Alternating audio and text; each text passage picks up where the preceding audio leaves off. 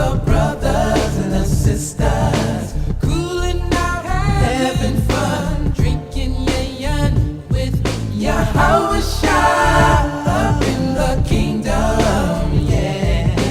Who are we? Israel! Then who are we? Israel! Can't be you!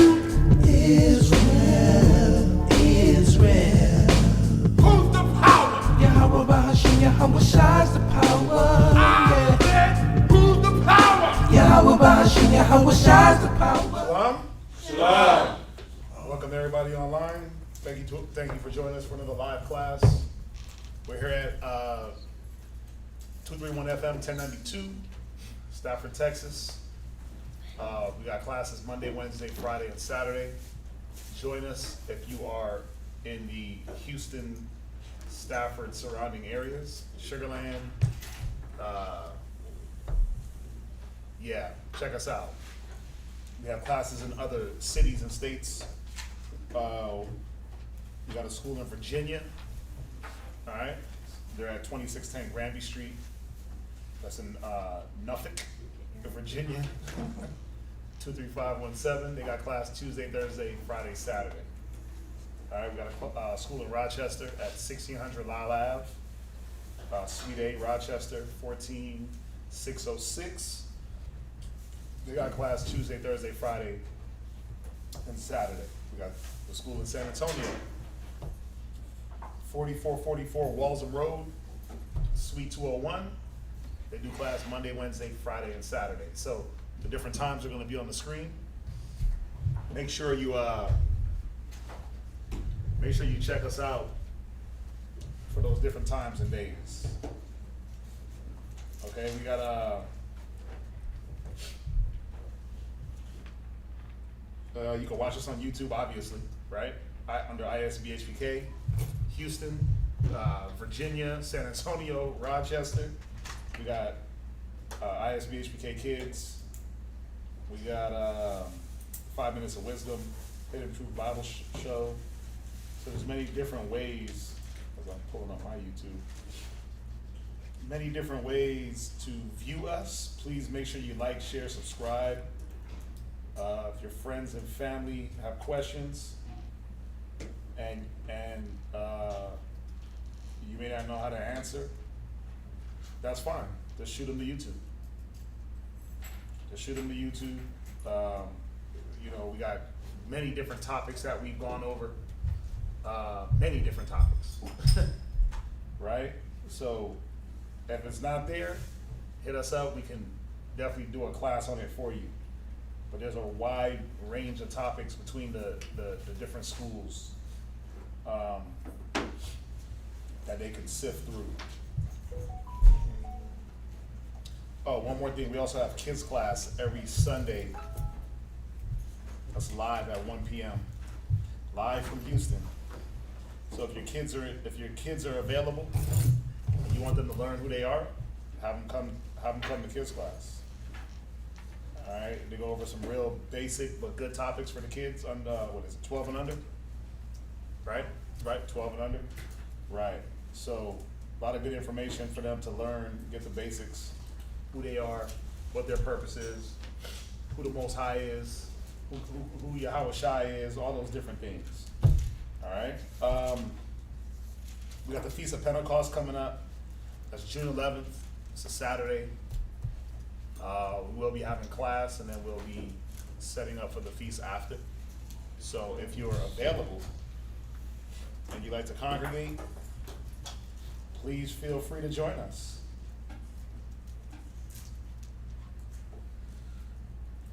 Trying to find. Are we live? Oh, maybe the problem is me. I'm on the school channel, trying to look for the live feed. Yeah. Okay.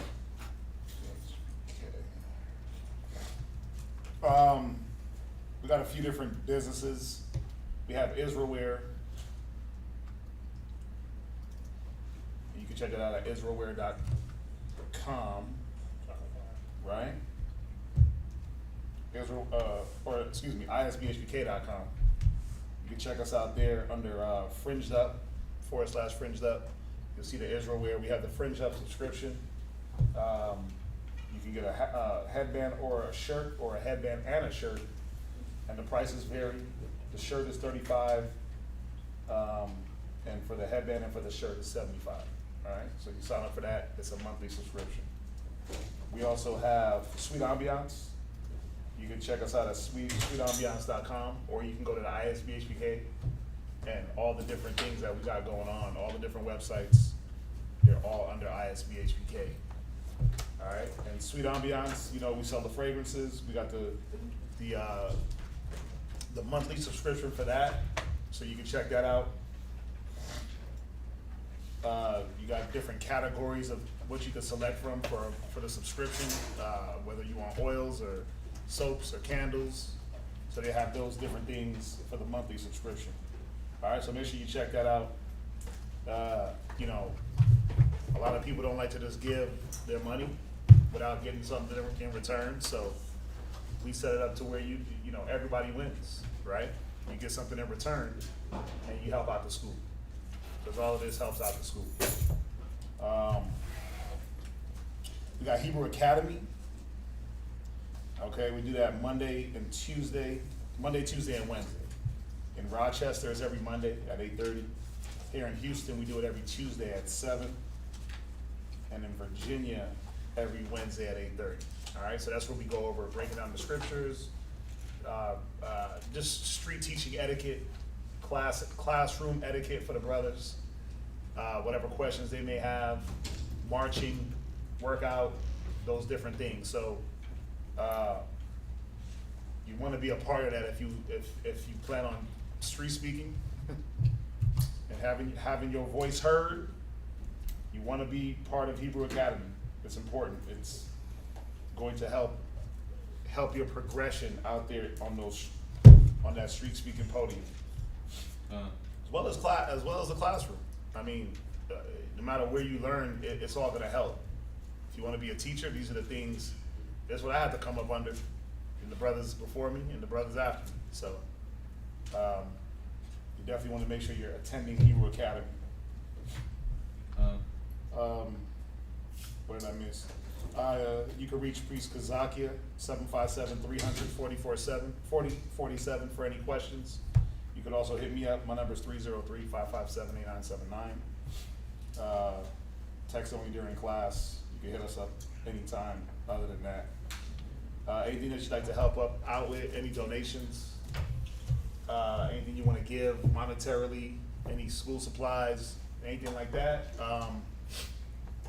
Got the bank account for Wells Fargo, we got the Zelle, the Cash App, the PayPal, right? We got all those different ways. You can mail anything you like to the different schools, any books, any supplies, highlighters, pens, anything that's gonna help out.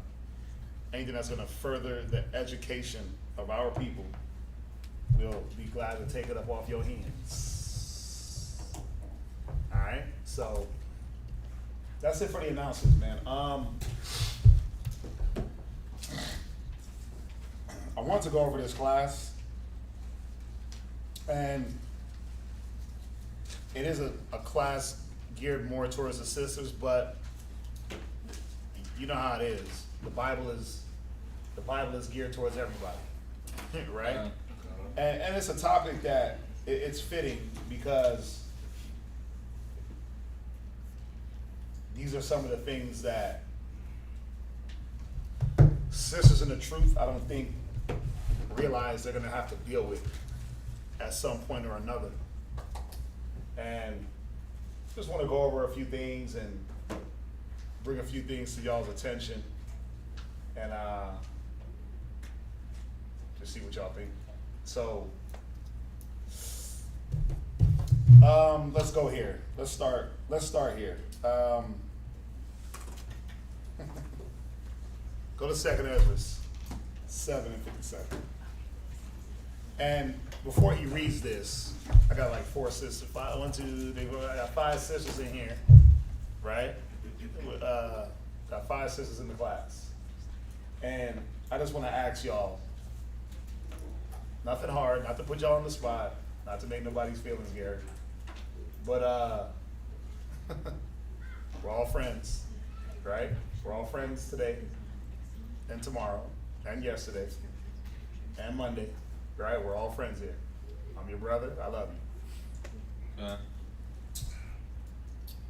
But what do y'all think that, besides all the generic answers that you're gonna give, what do y'all think that y'all are called into the truth to do? What is one of the main things that you're called? Like you ever sit back and look at your life and say, man, why me? Think about it. You knew how to cook in the world. You know how to clean. You know how to cater to your man, right? Take away all those things. All that generic stuff that you knew how to do before you got into the truth. Why do you think that y'all were called? What? Everybody's gonna answer, even the sisters on the computers. So what do you think? It ain't no trick question. It's just I just want to get y'all's opinion. What y'all think? She had her hand in Shara. It's to be an example in a way of looking at how the world is right now and coming from the world and how we're taught so much negative. It's to be called to try to get that balance back. Okay, so to regain the correct balance of things, right? Okay, I like that. I'll actually take that. I like that. And sisters online, if you're watching, y'all can answer too. What were you called here for? What were you called into the knowledge? What is your opinion that you think you were called into the knowledge for? Shara, you had your hand up. To build. To build? To build sisters. Okay, to build sisters. I like that answer. I'm gonna say this, none of your answers are gonna be wrong. None of your answers are gonna be wrong, so don't feel like you're gonna be put on the spot. Angela, what do you think? I think that I was called to, like the Great Commission, to bring those into the fold, bring those into the truth, teach the younger women. Okay. Bring others into the fold, teach the younger sisters. What else? Rosa. My bad. I'm sorry. Discharge. What do you think, Rosa? I guess to be able to learn the right things instead of the literature that you were learning in the world. Okay, so to relearn the right ways to do things. Okay.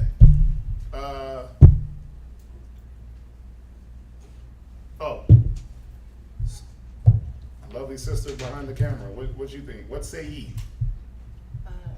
To be reborn. Okay, to be reborn. To be reborn, just with everything it is you do, the thoughts that you have, the way that you move. I believe that we're here to be reborn and to reestablish and govern a society that has been lost. Okay, But in order to do that, we have to be reborn first. Right, so to be reborn, to re-establish our government, right, our superiority. So, again, none of those answers are wrong. Brothers, what do y'all think? I'm not gonna leave y'all out. What y'all think? Yashikar, Yeah, re-ask the question, please. what were you called for? What were we called to do? To reestablish order. Reestablish order. Okay. What else? McGunn, you up? What? To rebuild our nation. To rebuild? Okay.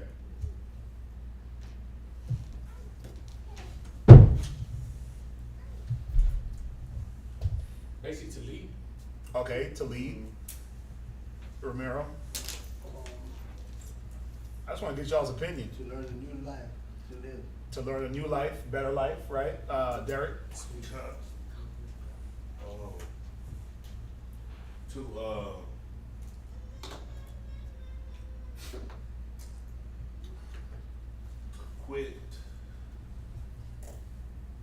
quit walking in self. To be selfless. Yeah. Again, none of y'all answers are wrong. Yeah. They're all good and correct answers. But Naya, what do you think? To learn this truth and then like live it and then teach it or be an example. To live it, to learn it, to teach it, to be an example. What do you think, Elijah? To teach. Right? We call it teach. You need teachers, right? What do you think, Noah? To learn things. Right? To learn new things, right? Learn things you never knew. Again, y'all are all right. Now, there's a reason why I asked that question, because with all you guys being absolutely 100%, 110% correct, how easy is it?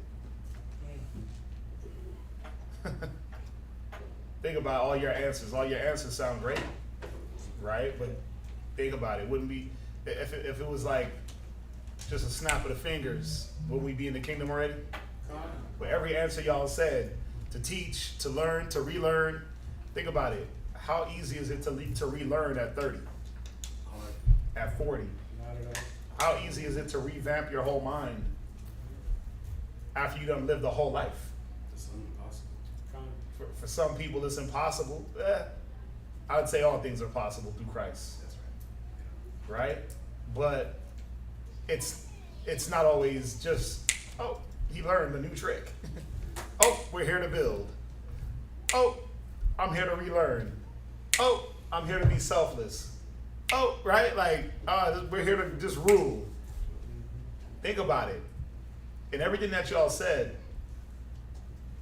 in everything that you guys said, what's usually the case from getting to where, from the thought of what you guys said to getting the result? What's in between that? Isn't there something in between that? Okay, so let's see what y'all think. What's in between that? No, go ahead. It's a fight. And Okay. my thing is that I looked it up before I said it. A fight is it's named fight because it's not easy to do. Okay. It's, one of the definitions I got is actually to strive to overcome a person by blows or weapons. And these blows are spiritual blows that are coming at us. Good Spiritual answer. weapons. What you think? It takes consistent action. It's consistent, right? It's consistent action. Sisters, what's in between the thought of what y'all just said and then bringing forth? Or let me restate the question. Why is it that you have the thought, but then to bring forth what good y'all are putting out there, it's like, ooh, that ain't happening. It takes constant correction. Okay, constant correction, right? It's a fight. I'm gonna say this. I'm gonna let y'all answer. What you think, Shara? I was gonna say it takes sacrifice and putting yourself last. Okay, sacrifice and putting yourself last. What else? It takes putting your, going back to Monday, it takes putting your pride to the side and understanding that we are to be in subjection and we need to be able to follow the order that's given to us. Now, what y'all are saying is right. Y'all are saying what needs to happen, right? But I think y'all are misunderstanding my question. Let's go to the scripture. Watch. And maybe this might shed a little light. One was the closest. There's something in between the thought and then the result. There's always something in between. And what I think sometimes is that sisters forget, y'all forget what it is you have to do to get the result. Read. Second Erdras, chapter 7, verse 57. Right? Then answered he me and said, this is a condition of the battle, Right? which man that is born upon the earth Right? shall fight. Shall do what? Shall fight. So, one got the closest. From the thought to the result, in between those two things is a fight. It's a fight. It's a constant endeavoring. It's a constant push. It's a constant correction. It's a constant taking correction, right? It's a constant directing your mind and having your eyes single on one thing. It's a constant fight. Now, we all understand that, right? That it's a constant fight. How about if I do you one better and show you that it's more than just a fight?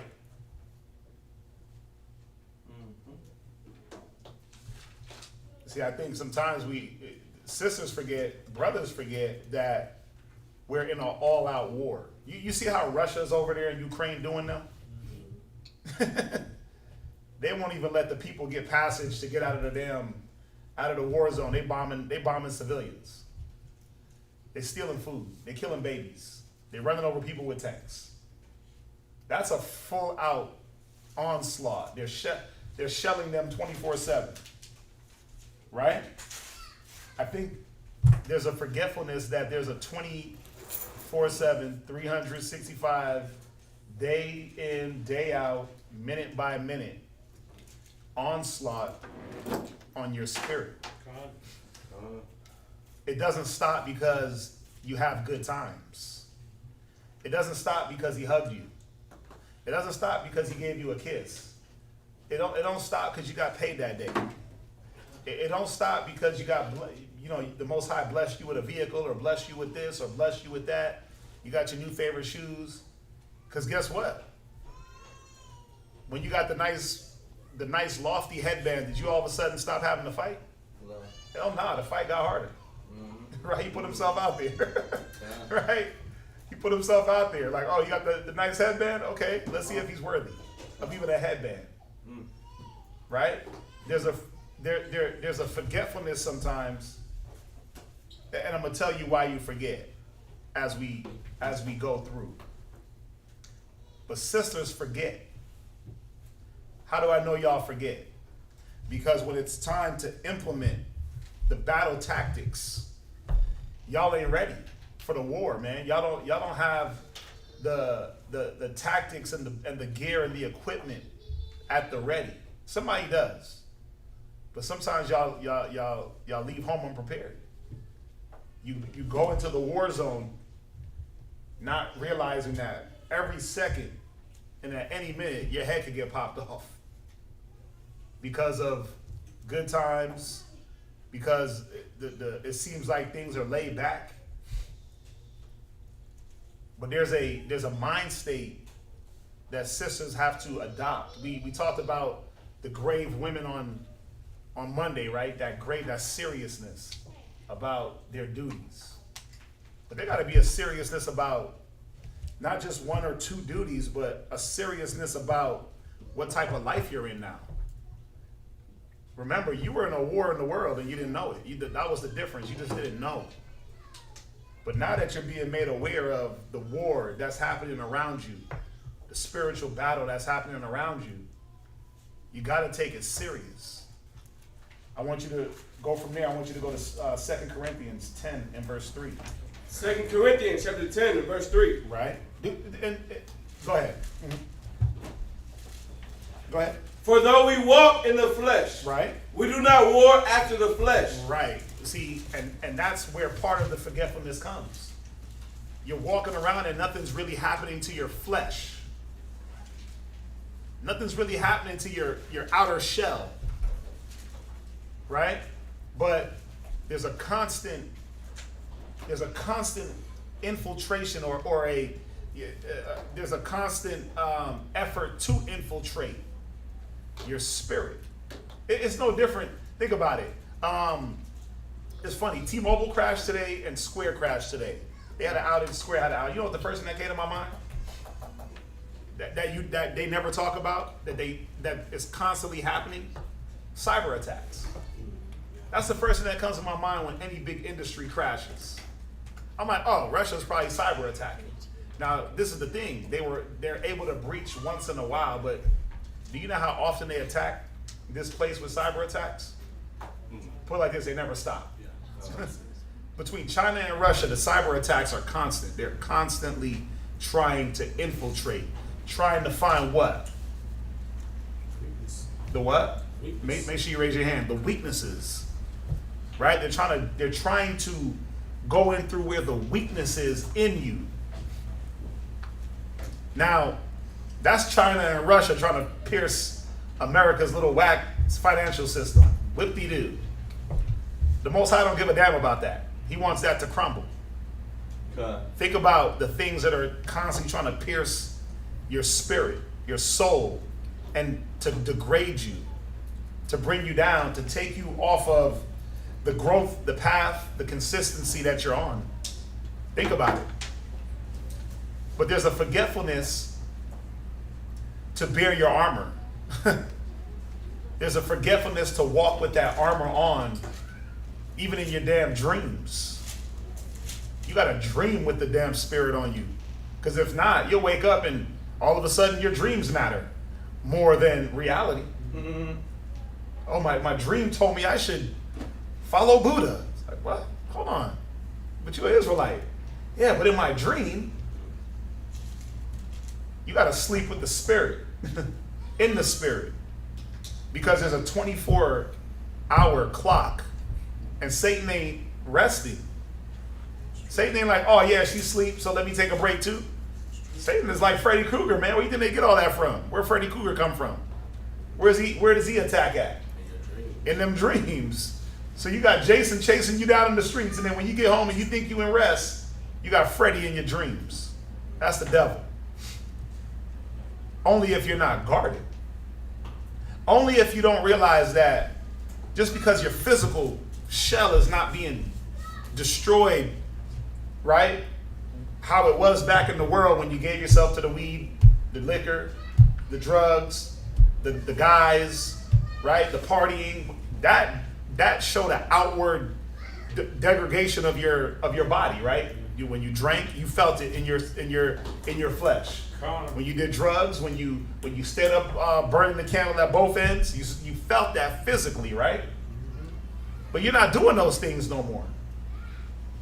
So physically, you're not going to feel any hits. But now spiritually, what is being put to keep that spirit in guard? If you forget this part, then guess what? You lost. What did he say? Knowing is half the battle? You lost. Read on. For though we walk in the flesh, right, we do not war after the flesh. Go ahead. For the weapons of our warfare are not carnal. The what? Are not carnal. The weapons. Listen, you got to walk with weaponry. Women, children, weapons. Weapons. What's your weapon? What's the main weapon? Well, we know it's this sword right here. But how full is that chamber? You got a 16 clip. You got the banana clip. You got the drum. What you got?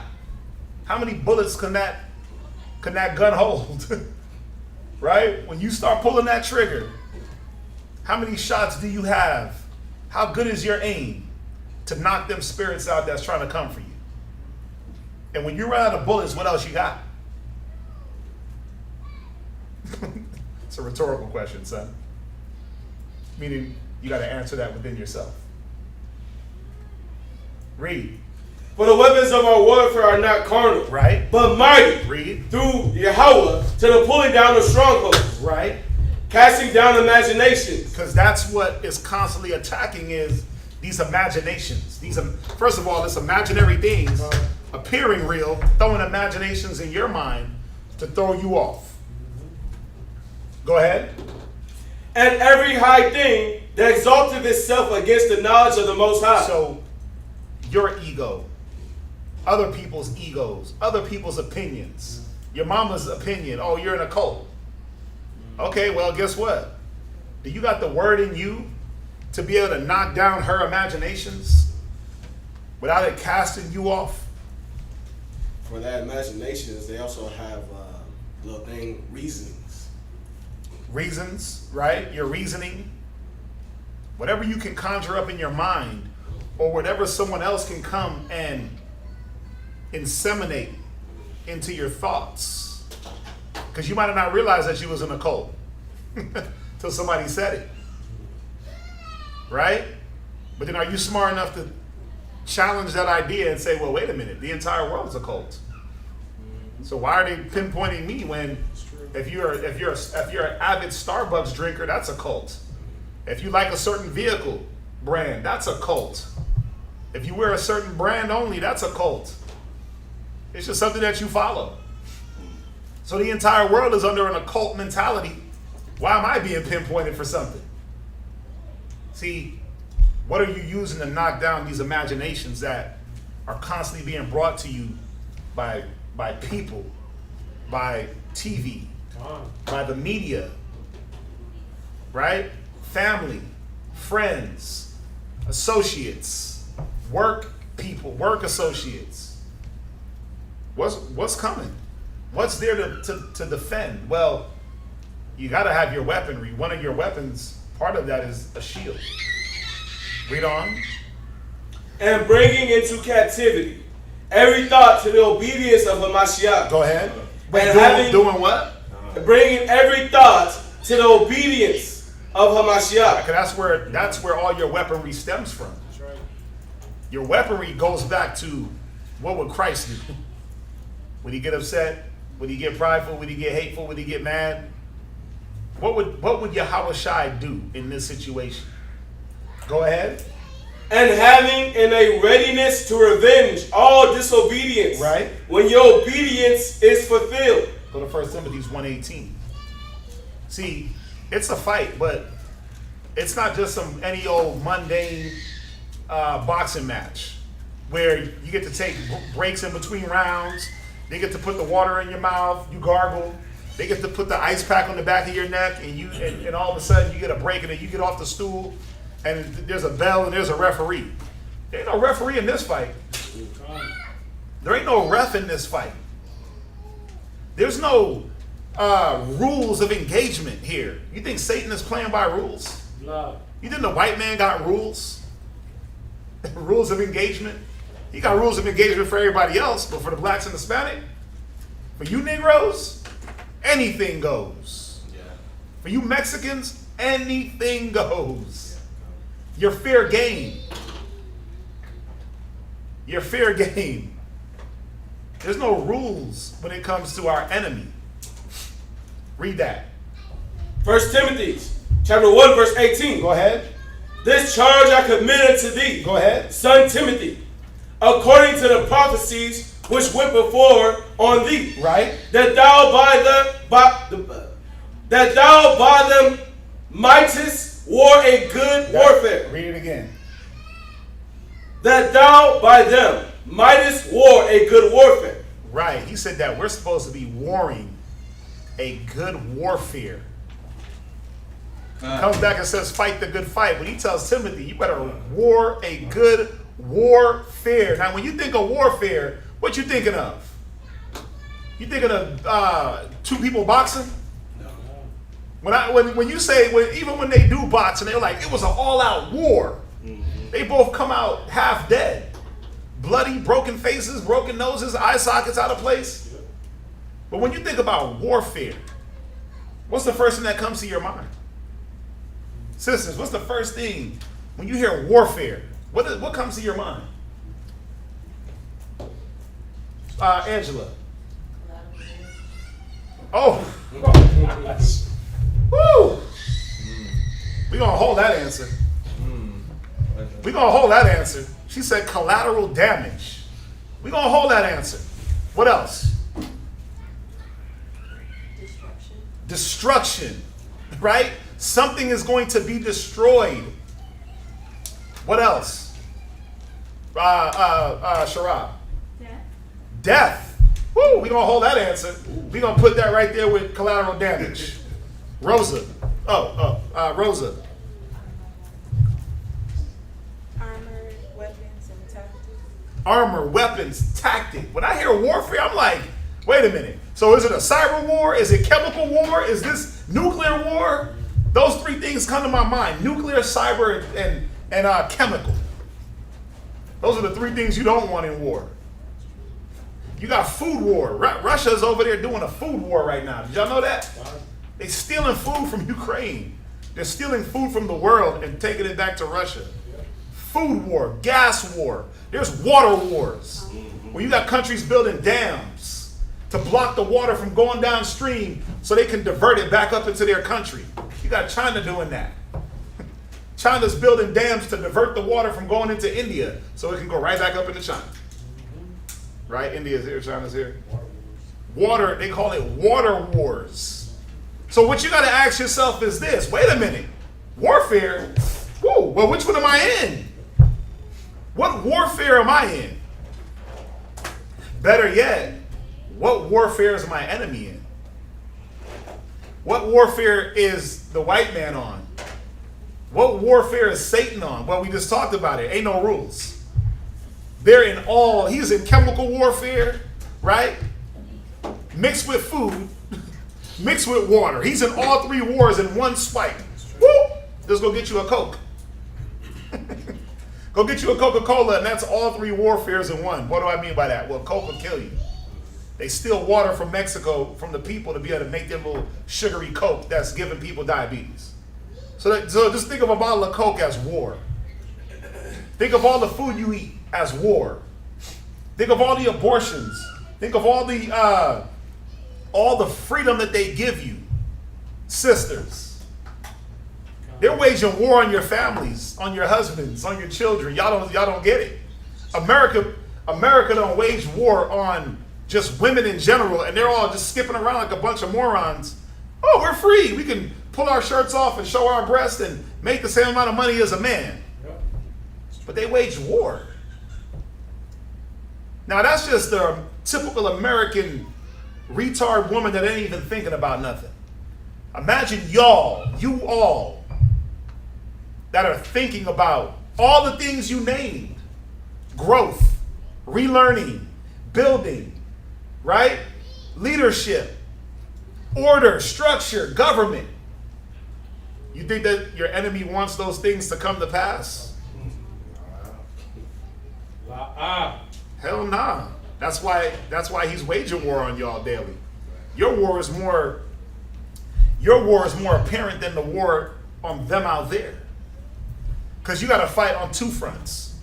You got to fight in the knowledge to keep it, and then you got to fight them out there who are trying to pull you. You got to fight your own people and the damn white man. How bad is that?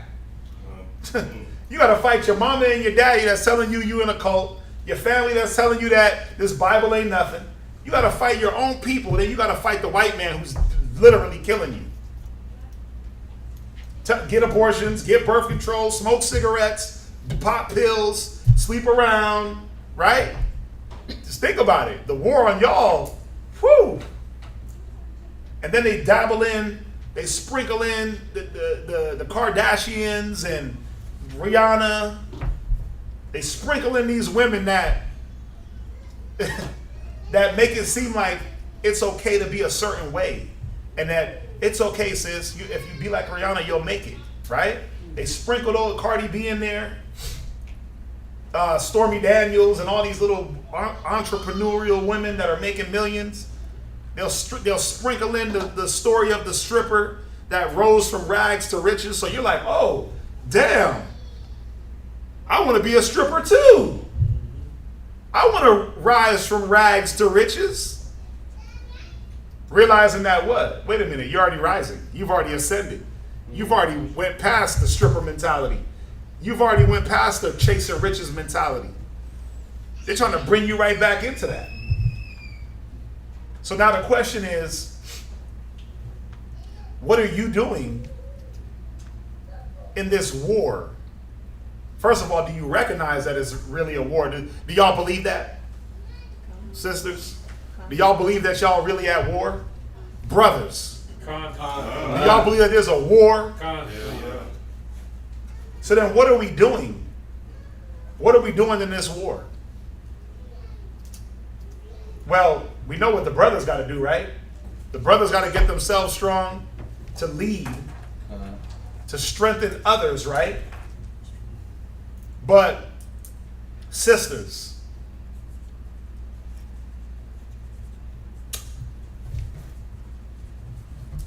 how much strength can you take from your man is the question. So hold that thought, because y'all said something about death and collateral damage, right? When you think about war, when you think about when you think about warfare, death and collateral damage. And you're absolutely right. People die in war. Things get destroyed in war. Lives are lost in war. Go to Psalms 116 and 15. Psalms 116 and 15. I want you to read that. Psalms 116 and verse 15. Go ahead. Precious in the sight of the Most High Right? is the death of his saints. Read it again. Precious in the sight of the Most High is the death of his saints. Which one of you sisters ever sat back and thought, like, man, the brothers might go street speaking one day and one of them might not come back? Y'all ever think that? Like, damn, the brothers can go out and just go out to a damn a summit. They can take a drive somewhere and my husband might not come back. Y'all ever had that in y'all's minds? Because that's part of war, right? Lives is lost. Death. Destruction. Read it again. Precious in the sight of the Most High is the death of his saints. You know why I'm reading this over and over? Because the Most High will take him. The Most High will take him at the drop of a damn dime. You'll get the phone call. Sis, we're sorry to tell you, but this is what happened. Now, I want you to go to 1 Timothy's, 2 Timothy's 2.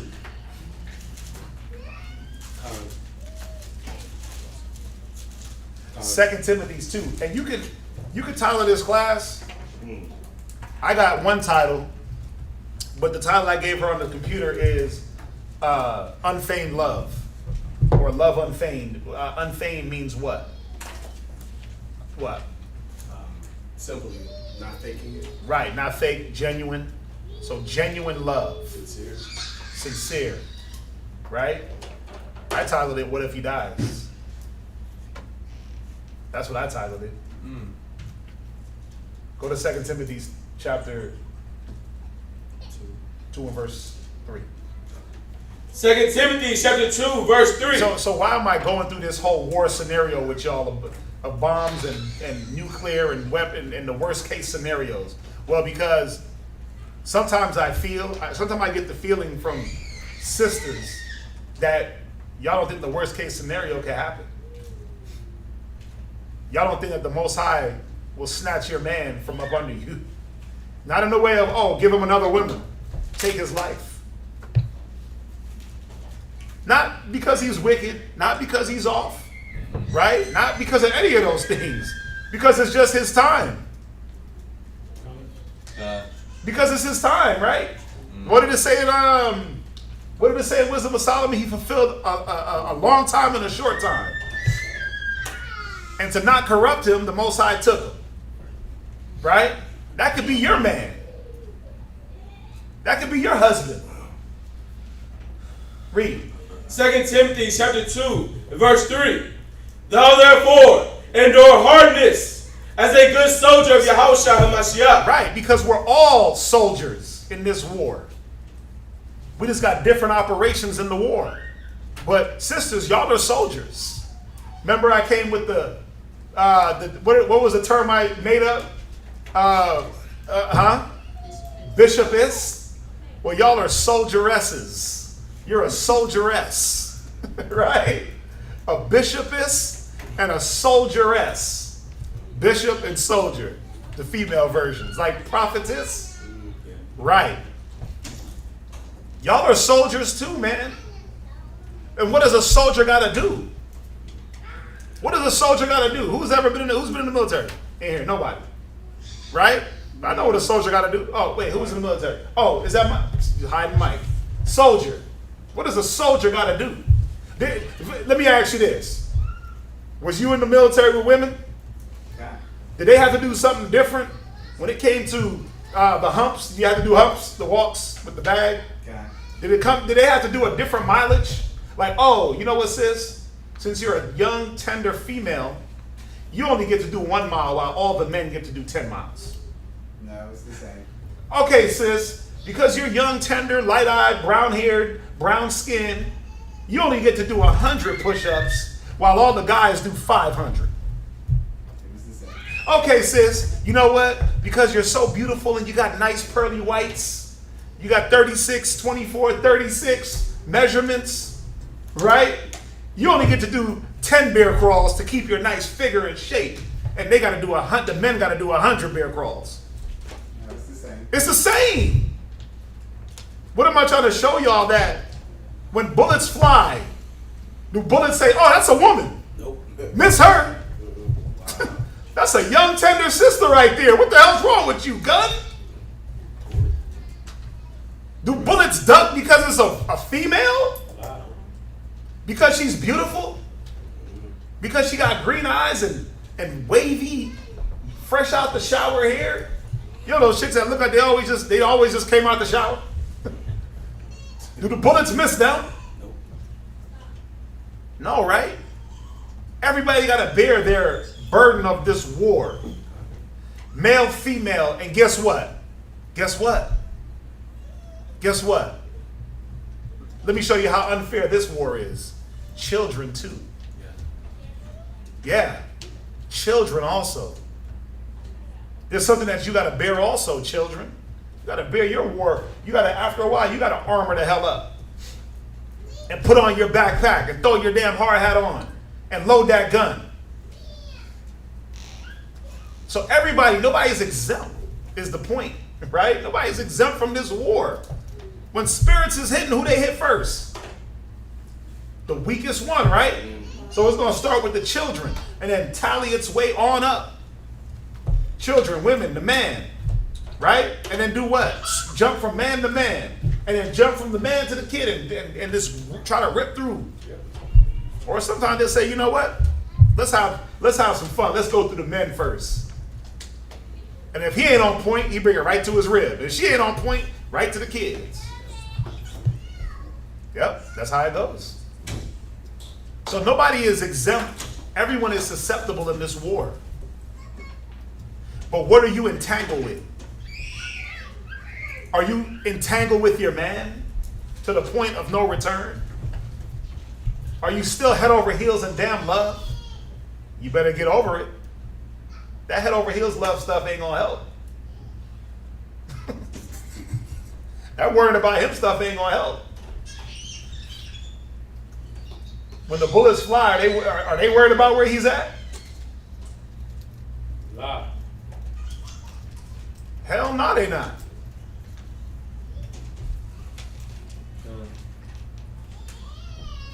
Think about it. I'm going to ask the question, what if he dies?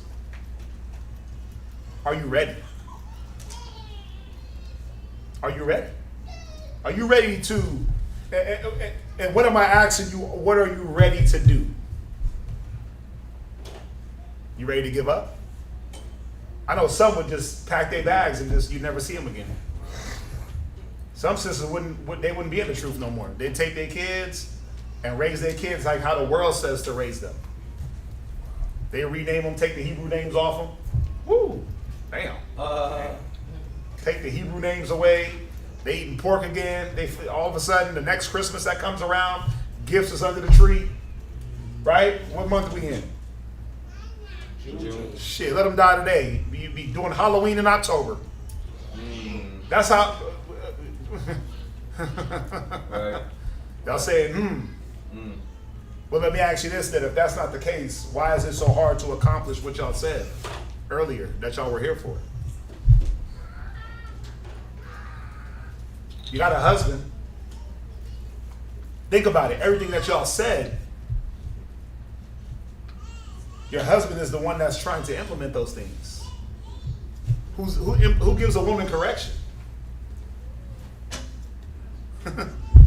Your husband. Who shows her how to build? The husband. Who's trying to reform her life as well as his? Who's the leader? Who does she fight? Say it. The husband. Who does she war with? The husband. Right. So you mean to tell me that he's out the picture? and all of a sudden, you just gonna lock in?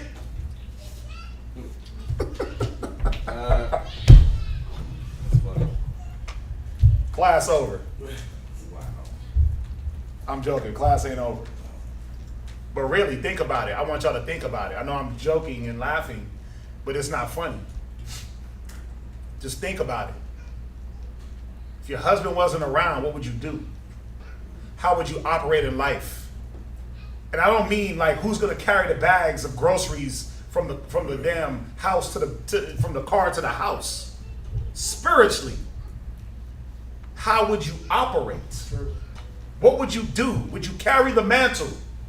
Or would you let the smoke, would you let the torch just burn out? That's the question. How would the kids be raised? Would they be Americans? Mexicans? Jamaicans? Or would they be little Israelite children as if your husband was still here? Would you be doing Christmas or Passover? Or Hanukkah? Easter or Passover? See, there's always an option. The world gives you one option, the truth gives you another, and they all line up, right? What we got coming up in June? First fruits, right? So you're going to be doing first fruits or you're going to be doing 4th of July? When is Father's Day? June 19th. Right, so you're going to be doing on the 11th, Pentecost, or on the 19th, Father's Day? Y'all shouldn't even know that date. What y'all doing? You going back to the world or you going to stay in the war? Go to Romans 14 so you can write down, what if he dies? Romans 14:5. The book of Romans, chapter 14, verse 5. Read. One man esteemeth one day above another. Go ahead. Another esteemeth every day alike. Yeah, how are you esteeming your days when your husband is here? Is it ups and downs? 1 minute I'm here, 1 minute I'm not.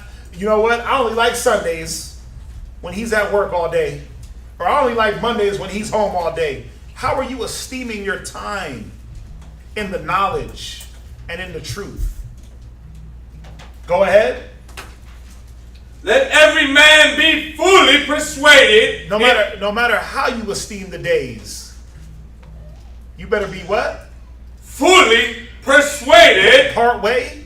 Fully persuaded. Well, you know, I'm not all the way there, so I'm just going to ride his coattails. Every man be fully persuaded. Remember, in war, the enemy is fully persuaded to kill. He don't need like, you know what? Let me think about this. You know what? I'm gonna bust my gun halfway. You know, I'm gonna stab you halfway, and then hopefully you recover. War is war, man. Ain't no drawbacks. Ain't no comeback from that. So, sisters, you got to be persuaded now. Now. Now is the time of persuasion. That what? Let every man be fully persuaded in his own mind. Mark 3:27. Why? Because this is what it's about. This war. See, one of the war tactics that Satan uses is to show you that you can't have your own mind in this truth. That it's only about, you're only here for your man. You're only here for him. You got to think about it. Listen, not just brother, not just husband and wife. You got men that are here because of certain other men. What happens if he's not around? Sometimes you got it vice versa, where a man is here because his wife came. What if something happened to her? What would you do? All of a sudden, you're not an Israelite man no more because she's gone? We see it many times, man, where, forget about death. You see a man leave the truth, and his wife has the option to still move with the wisdom. And what does she choose? She chooses to go be on pills and drugs with him. Right? Remember, nobody says that a woman is supposed to be attached to a dummy. Some damn pill popping retard. That's not what she's supposed to obey. Right? So she could make that decision to say, you know what, you can go pop pills in the corner. I'm going to obey the word. But what happens? What happens when the brother you came in with is gone? He fell off. All of a sudden, immaculate conception is that got sprung back up, and that doctrine got a revival. And all of a sudden, something clicked in his head, and he's like, "Man, Mary was a virgin, and gave birth to all them kids, and still was a virgin. She gave birth to all those kids, and y'all still call her a virgin. Think about it. Christ had brothers and sisters, and y'all still call Mary a virgin. But you got men that'll think that. And guess what? Gone. What do you do? What do you do? Your favorite teacher is gone. What do you do? Things start to get hard. What do you do? The point is, what's your anchor? What's your anchor in the truth? Is it somebody else's mind? Is it somebody else's that somebody else is convinced? So if they believe it, then you know what? I might as well believe it too. No, it says, let every man be persuaded in their own mind. So how is one persuaded though? How am I able to be persuaded in the truth? Well, I got to dive in, right? To see what it's about. I got to understand that this is real. I got to give myself to the doctrine, to the word, to the spirit. I got to give myself. Love unfeigned. I can't be fake about it though. The fakeness is I'm doing it because he said so. I'm doing it because of him. Now, let me say this. Many people coming off that notion. I'm with my man. I'm following him. And I'm just going to follow him. But then guess what? After a while, you're supposed to develop your own, I'm going to sound churchy, your own relationship with Christ. What do I mean by that? Well, your own persuasion of why you're in the truth. Why you come to class. Why you wear the dress, why you wear the hair wrap, why you salute, why you keep your order and your humility. Because if he ain't around, does that stop? Should it? All of a sudden your husband ain't there and then you just a damn dog? All of a sudden the brother ain't there and you just a loose cannon? No, right? Everyone got to have their own integrity towards Christ because that's what's compelling them. What compels you? Sisters, is it the next sister? Because she's so great? Because she can do garments good? Because she can cook good? What? Should it be those things? Well, if those things were the bait, right? But after a while, you get off the bait and then you start to realize you should be putting in works to realize things for yourself. Go to Mark 3:27. The book of Mark, chapter 3, verse 27. Go ahead. No man can enter into a strong man's house. Go ahead. And spoil his goods. See, your husband is the strong man. The only way the strong man's goods could be spoiled, go ahead. Except he will first bind the strong man. What if he dies? Then guess what? His goods are up for the taking. Right? Right? That's what y'all believe, right? That's what it says, so that's what it applies to, right? Go ahead. And then he will spoil his house. That he will do what? Spoil his house. Go ahead. That's it. Go from there. Go to Ecclesiastes 36 and 24. The book of Ecclesiastes. So, with no man around, his house is spoiled, right? Okay. Read. The book of Ecclesiastes, chapter 36, verse 24. Right. He that getteth a wife begetteth a possession. Go ahead. And help like unto himself. Read. And a pillar of rest. 25. Read. Where no hedge is, there the possession is spoiled. Now pause. I know what we just read. And y'all all said con, but do y'all really believe that? Or let me say this, should that be the case? Think about it. Think about yourselves. You mean to tell me that if he died, all of a sudden you're spoiled? Think about it. I want you to re-answer that question now. Y'all all should say no. Not yes. I know what we read. I did that on purpose. Because I want to see where y'all's mind is. Yeah, when the strong man is bound, of course his house is up for grabs. Of course his possessions are up for spoil. But think about it. What about the strong woman? Right? We always talk about a woman in her strength. What is that? What is a woman in her power and a woman in her strength? A woman in her power is usurping authority and a damn bull dyke. Right? A woman in her strength is what? Humble. Grace. Shamefaced. Silent. Loving. Think about this. How could y'all be spoiled if y'all are a tower against death? Just think about it. I know what we read, and I'm not going against the scriptures, but I just want y'all to think. Does the possession, if you're the possession and your hedge of your husband no longer, his physical presence no longer exists, are you still not hedged? Remember, spiritual war.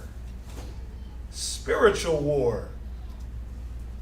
See, the problem is this. You know why you think that you're no longer hedged? Because you're looking at man.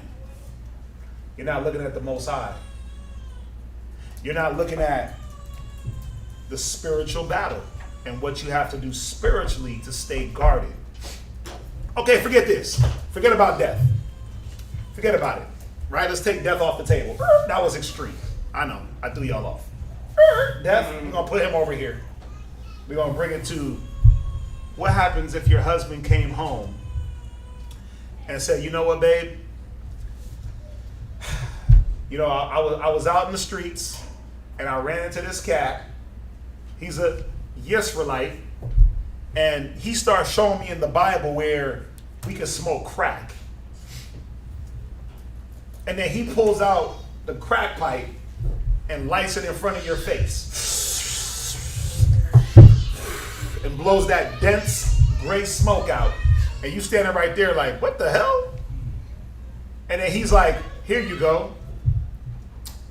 What you gonna do? Smoke crack? So obviously you have to have your own hedge of protection outside of your man. Why? Because if he falls off, remember, it's not death. Let's just say he falls off. You start smoking crack with him? Hey, babe, you know, I was reading in the scriptures that we can have children for servants. I'm about to go kidnap the first white boy I see. Let's go do it. I need you to drive. Wait a minute. Pump brakes, right? Let's pump brakes. Or are you going to jump in the car and drive with him? Hey, we fell on some hard times, babe. I can't pay the bills this month. The Wells Fargo's down the street. Get the guns. What you going to do? You going to get the guns? Or are you going to have some fortitude in yourself to say, wait a minute, biblically, where's your ammo against his bad logic if it came? Okay, pause. Let's take your husband out the way. Brothers, if I sat on this podium and start teaching, what are they teaching? Immaculate conception is real. If I start teaching that, y'all gonna start, you know what? Quadazat, man, he's right. He's the priest. Like, the brother's right. Says it right here at the top. Immaculate conception. Yeah, you know, because I was thinking that when it was breaking that down, I wasn't feeling that. What? Right? Who? Yeah. I would have what? You would've lost. Thank you. I hope so. I hope I would lose everybody. Or I hope y'all would get rid of me and call me out and say, wait a minute, that's not, first of all, that's not what the Bible says and that's not what we teach. But the question is this: how many of y'all can go through immaculate conception and show somebody that's not what it is? Just like how many of you sisters can go and logically disprove, wait a minute, smoking crack, just because my husband said it, is not the Bible. That's the question. Or who's going to say, you know what? Well, I'm scared. If I say something, they're going to say something about me if I say no to my husband smoking crack, he's gonna divorce me and bring me into councils. Who's gonna clam up like a little damn chump, right? And not stand up for the word, man. But sisters, y'all gotta stand the hell up. This gotta be more than just your hubby, your boo thing.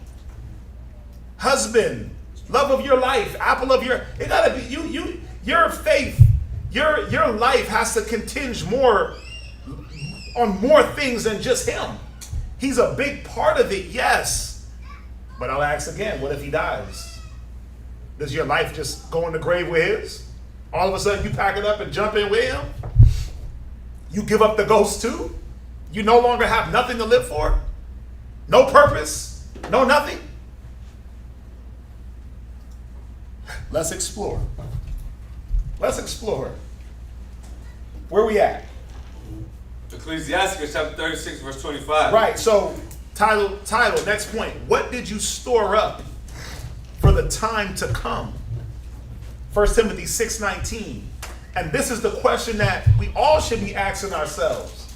Okay. If I fall off today and start teaching some nonsense and start all of a sudden let's go unlock our chakras, brothers and sisters. All of a sudden I'm like, yeah, we got to unlock the one in our kundalinis. What did you store up against that time where I start going into wacko mode? What's stored up in you? Right? What did you build and learn and get in the time that you were supposed to be building and growing? What faith? What love? What consistency? What doctrine are you on? If I come with chakras, y'all niggas better kick me off this podium. Y'all, the two strongest brothers in the class need to come and lift me by my arms and walk me off this thing. Because either I'm old and senile or I lost it. Start talking about chakras, right? Let's unlock our chakras. And let's do this. And the black woman is God. And yeah, you know what? Listen, Seti and them was right. Right? When I start talking about we the voice of God and there's no other camp but us and all that weird nonsense, then guess what? Y'all got permission to just escort me out the building. Exit stage left. Because that's where I'm at, the left hand. But what have you stored up to be able to even stand up for the word? Read. 1 Timothy chapter 6, verse 19. Read it. Laid up in store for themselves a good foundation. What is your foundation, ladies? Is it your man? Your children? Woo! Because guess what? Children get old and make their own decisions. Children become bad adults. Okay, they become sinning adults. They become homosexuals. They become drug dealers. They become killers and murderers and all those things that are in the world. You can't stop it. You can only hope to prevent those things. But you can't stop a person from choosing. So it can't be your children. Because what happens when they choose not to be here? What happens when your husband chooses a whole different career path? Well, that Israelite thing, it was getting strenuous, babe. So I'm going to go back into, just watching TV. All right, I'd rather spend my Monday, Wednesdays, Fridays, and Saturdays with you, girl. What did you store up as a foundation? Read. Laid up in store for themselves a good foundation against the time to come. Against the time to come, because these times are going to come. What does it say? What does it say in the last days? There should be perilous times. Men will be lovers of themselves, traitors, high-minded, heady. Children will what?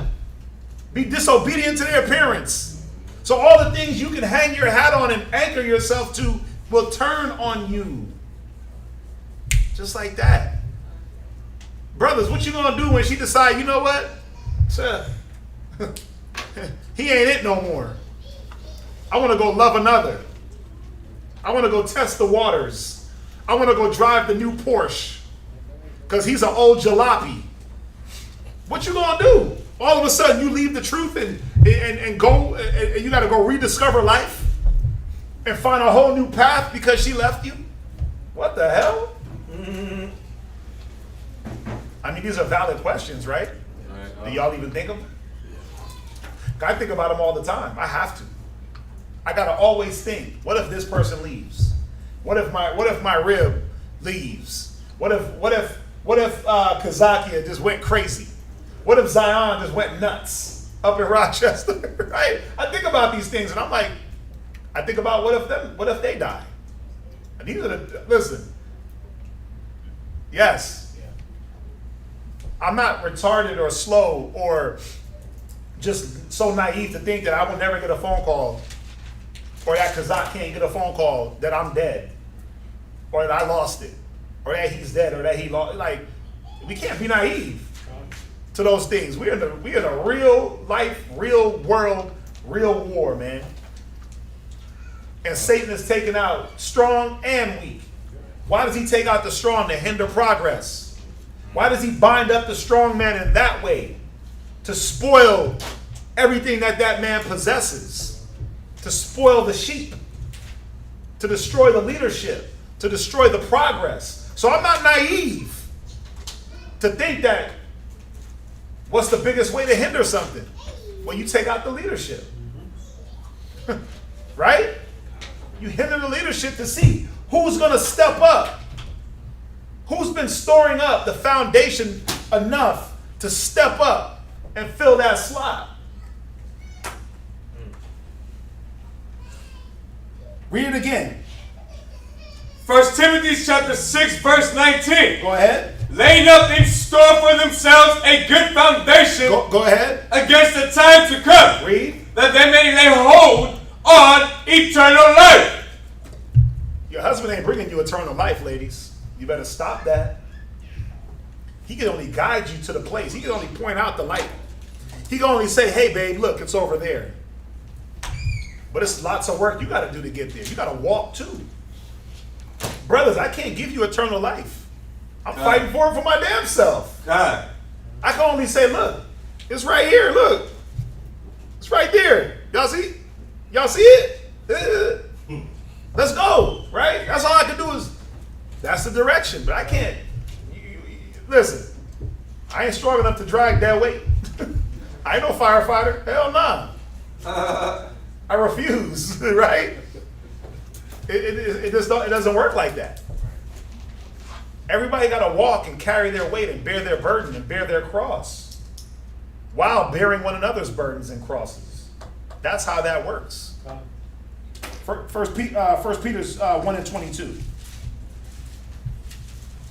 1 Peter chapter 1 and verse 22. These are the things that you should be doing now. Now. Not later, but right now. Go ahead. Seeing ye have purified your souls in obeying the truth. What should you be doing? Purified your souls in obeying the truth. I'm only pure because my husband is telling me I'm pure. Purify your souls in obeying the truth. Go ahead. Through the Spirit unto unfeigned love of the brethren. See, this is what should anchor each and every one of us. The love for the brethren. Not just your husband, brethren. Right? Not just your immediate family member and your child, but what about the love of the brethren? Why would one purify himself? Y'all said it. We here to do what? To change, right? To take off that old mire and put on that new man. Why would one purify himself? Well, yeah, it's easy. Any woman is going to get pure for her man. But what happens when he ain't messing with you that day? Ooh. What happens when you're in a lover's spat and he's on the couch and you're just like, why is he not talking to me? Then all of a sudden now all your integrity, all your love, all your works just go out the window. And then when he decides that he wants to deal with you a week later, all of a sudden you're righteous again. You're pure. Do you become unpure because he ain't talking to you? It sounds childish, right? Yeah. Yeah, because it is. It's a childish mind to have if your husband and your husband only is the reason for the season.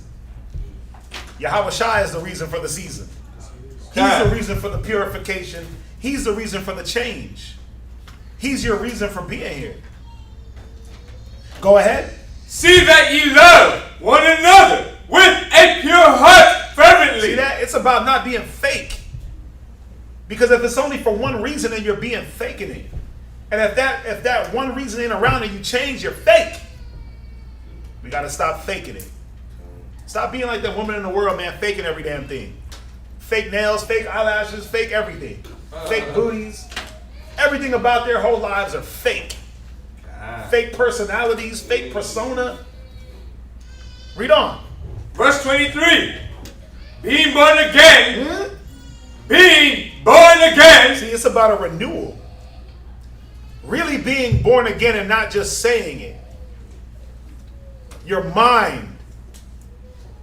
Right? Reconstituting your mind. Redefining who you are as a woman. Not what the world told you was a woman. Because what they told you was a woman is a damn dog. It's a dog, man, what they told you women are. They got you moving around like dogs. Shameless. No humility. Brothers, what they told us as men. Right? Soft. Sensual. Emotional as hell. So we're going to redefine and be reborn in these ideas. What family is. Family ain't just your house. We're all family in here. So if you think it's just, oh, well, me and mine, well, then you met, well, hopefully I'm part of yours. That's what I'm hoping. I hope I'm part of yours when it goes down. Go ahead. Not of corruptible seed. Read. But of incorruptible. Yeah, man. Not of a corruptible upbringing. Corruptible seed, beginning, foundation. Go ahead. By the word of the Most High. Go ahead. Which liveth and abideth forever. See, it's about obeying the word.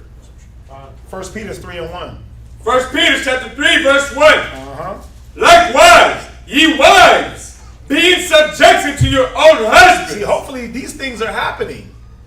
This is supposed to be happening now, because when he ain't around, what you going to be subject to? Well, I'll show you. Read on. That if any obey not the word. Not the what? Not the word. So your husband is here administering the word, but what if he ain't here no more? Does all of a sudden the word stop? Aha. Aha. See? The word don't stop, does it? The word don't stop, sisters. Because he ain't telling you. The word don't stop, brothers, because that teacher ain't here no more, or that brother ain't here no more. The word is the word. But you can't be fake and be, what's the word? Man-pleasing. Because you don't want to hear it from that person or hear it from that person, or you ain't my husband. God, I know I'm not your husband. But am I speaking the word? Right? Am I speaking the word? And what is it that you should obey?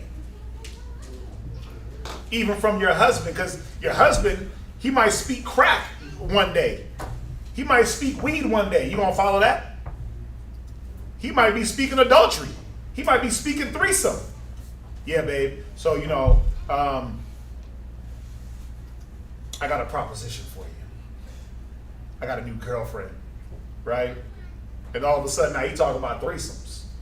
What if he's speaking threesome? You going, well, it said to submit to my husband. No, you big dummy. If he speaks the word, you submit to your husband. The word don't stop. Go ahead. They also may without the word be won by the conversation of the wise. Galatians 6 and 8.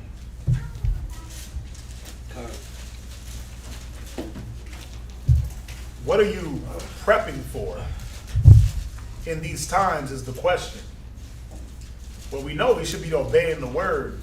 And yes, sisters, you're going to obey the word through your husband. That's how you show obedience to Christ. Brothers, you're going to obey the word through the officers set above you. That's how you show the obedience to Christ. Right? We all got somebody above us. If they speak not the word, then we got to reevaluate what's going on. What are you prepping for? See, read the scripture real quick. Read Galatians 6 and 8. Galatians chapter 6, verse 8. Right? For he that soweth to his flesh. Right, so sowing to the flesh. Well, I'm going to be in my emotions. I'm going to be in my feelings. I'm going to get upset at every single thing that he tells me. I'm going to be mad about everything. I'm going to be upset, disgruntled, contentious about everything. I'm going to have a pity party and pout about everything. Go ahead. Shall of the flesh reap corruption. Yeah, not of you're going to reap corruption. Your foundation is going to be corrupted. Everything you put your hands to will be corrupted. What are you storing up for in these times? Is it catering more to your flesh? Well, I just want to go on vacation. I just want to kick it. I just want to hang out. I just want more free time. I just want this. I just want that. I want to go to the beach. I want to go to Seabreeze. I want to go to Kima. I want to go to Galveston. I want to go to Florida. I want to go to the amusement park. I just want to hang out with my kids. Take them to the zoo. What are you catering to more? Those things? What is your thoughts on? Just kicking it? Chilling? You got to ask yourself, what is your mind constantly telling you to do? Take a break? Or to keep pushing? To run? Right? You got a little birdie in your ear like, right. Or you got that lion on this side saying, nah, sis, fight. Fight or flight? Who are you? Go ahead.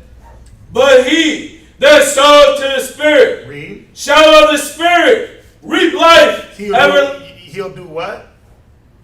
Reap life. Uh-huh. Everlasting. Yeah, because the Spirit is what's strong. The Spirit, the spiritual things are what's going to strengthen you and keep you anchored way beyond flesh. Way beyond being head over heels in love. Way beyond his long hair and his nice teeth. Way beyond all that.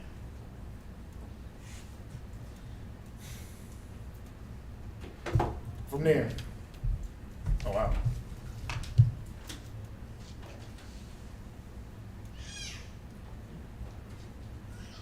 This is what we all got to remember, and sisters in particular.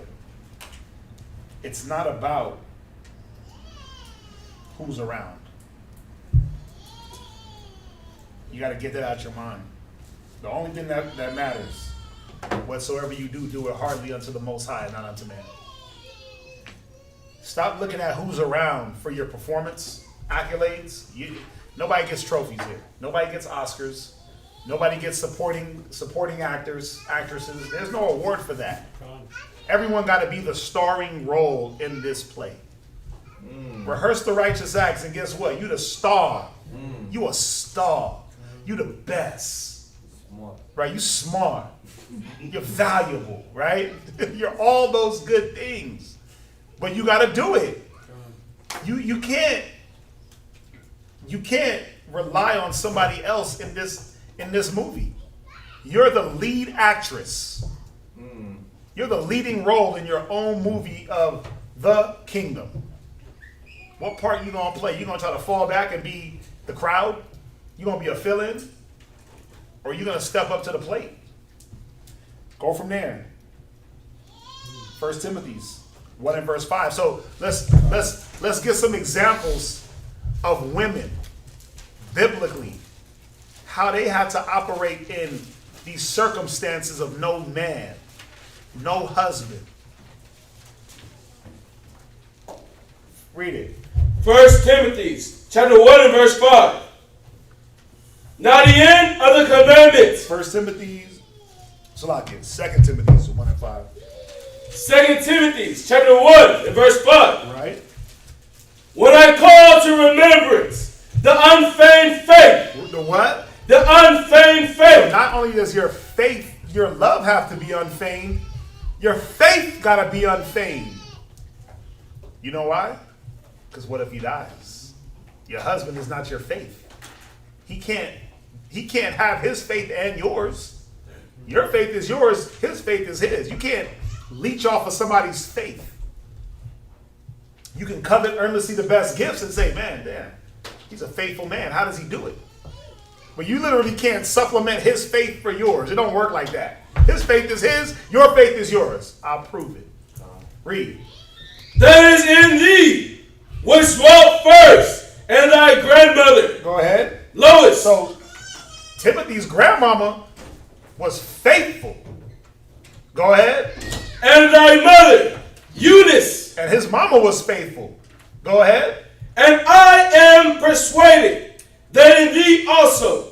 Now, why did I go here? Well, I wanted to show you that it was okay, sisters, to be faithful.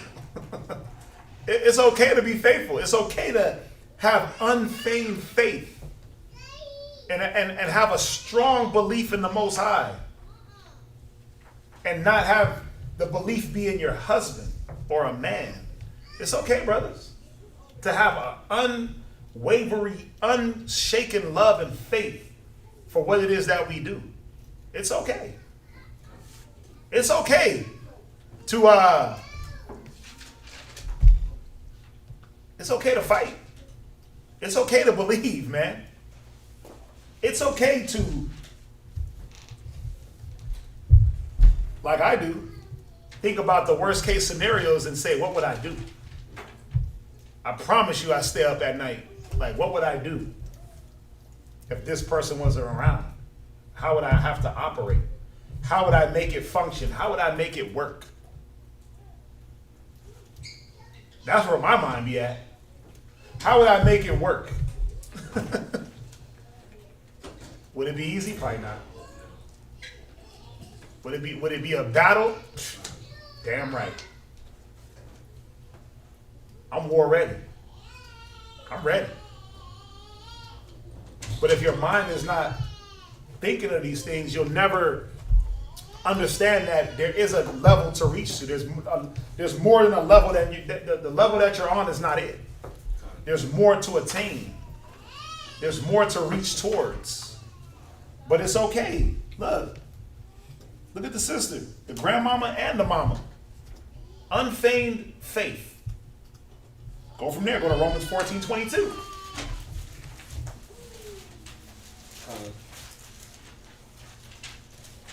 Romans chapter 14, verse 22. Go ahead. Hast thou faith? Right? Do you got it? Sisters, you got the faith? Whoa, hold up. Damn, I see a lot of doubt. Sisters, y'all got the faith? Okay, read. Have it to thyself. Right? Before the Most High. Have it to your husband. Have it to thyself. Me and my husband's going to share faith. Thyself. Me and my kids. Thyself. The husband and the wife. Thyself. The brother and the brother. Thyself. Yeah, you better have that faith towards you and the Most High. You better strengthen that faith. Because your faith cannot continge on anyone else's being but the Most High. Y'all with me? Absolutely.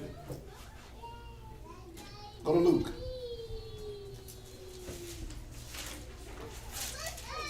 Two and 36.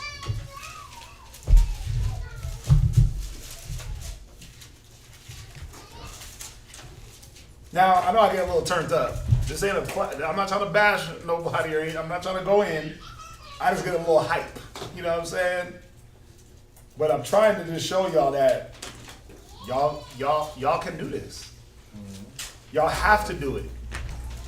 Your well-being is contingent on you first. If there first be a willing mind. But how strong is your will? And what does your will hang on? What is your will anchored to? Read it. Luke chapter 2, verse 36. Right? And there was one, Anna. Right? A prophetess. A what? A prophetess. So here we go with the prophetess. Read. The daughter of Phanuel of the tribe of Aser. She was of a great age. So this was an Asherite sister. of a great age. Check this out. Read. And had lived with her husband 7 years from her virginity. Go ahead. And she was a widow. She was a what? A widow. So she's been with her husband all these years and became a widow. Go ahead. Of about fourscore and 4 years. 4 years is what? 88. Yeah, 84. 84. It's an 84-year-old woman, widow, right? Well, time to retire, time to pack it in, go live in a nursing home, go to hospice. Right? Go get a bunch of cats, get a bunch of dogs, a bunch of plants, and sit in the recliner. Surely, this is what she was on. Read. Which departed not. She what? Departed not. Go ahead. From the temple. Wait, she was what? Departed not from the temple. No, she was doing bingo. She departed not from the temple. No, she never missed her stories. Departed not from the temple. 88-year-old widow. No man. Stuck at the temple. Whew. Why? Because it wasn't about her husband being the driving force in her. The Spirit was the driving force in her. Her duty to the Word, to the Most High, and Christ was her driving force. At 88 years old. None of y'all in here is that age. None of y'all in here is widowed either. What's your driving force? What flame? What flame burns in you? Go ahead.